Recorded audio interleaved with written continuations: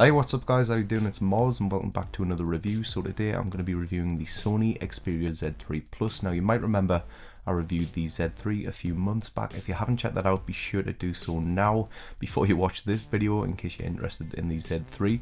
But the Z3 Plus promises to be a slimmer, lighter and faster phone. How did it do?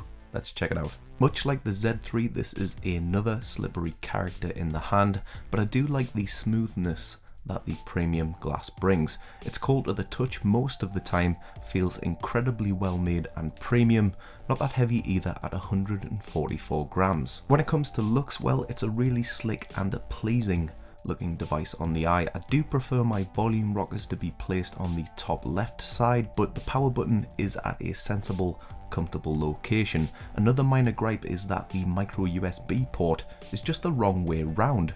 I do love the way the camera doesn't stick out like a sore thumb. So many brands F that up, so well done Sony. As you can imagine, this is a really high performing device with a Qualcomm Snapdragon 810 processor in this thing. Games look and perform fantastically, as well as streaming high quality video without a hitch. 3 gigs of RAM and a 64-bit processor really do pack a wallop, and of course if you enable the 4G feature, it's just fantastic. Speaking of gaming, there are positives and negatives to doing it on this device. Because that glass is so slippery, you will find that it can run away from your palms from time to time, so that is pretty annoying. Games do look and play great with amazing detail in the graphics and responsiveness with the gameplay. The audio isn't that great on the other hand, but more on that later. PS4 gaming using the Remote Play app is pretty cool, but the graphics do seem a bit watered down. But on the plus side, it's very responsive and a fantastic feature to own. Watching videos on the Z3 Plus is a real treat on the eyeballs. No, but seriously, media just looks fantastic. Coming back to the audio situation, it's not so hot.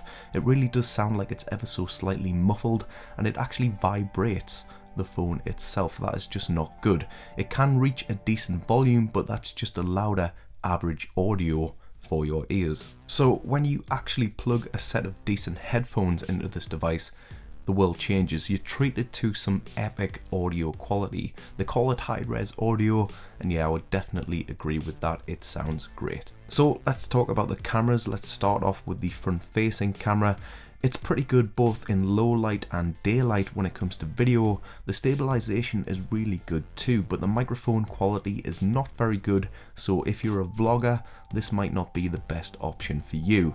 The rear main camera is fantastic for taking photos, and there are so many options to choose from when it comes to camera apps, but I just wasn't too impressed when it came to video. It's just really lacking in detail. Quite disappointing really. One of the big features of the Z3 Plus is the fact that it is waterproof, and when it does come to waterproofing, you'll be protected and still functional in the rain. You can get some awesome battery life from this phone. It's got a 2930 mAh battery, and it could easily last me a couple of days with moderate use.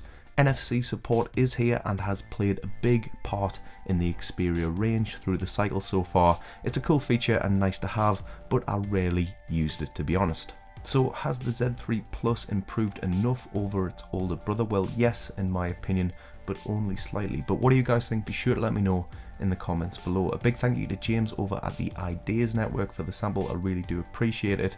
Please give me a thumbs up if you enjoyed this video. The link is below if you want to check that out. Thanks for watching guys, and I'll talk to you in the next one.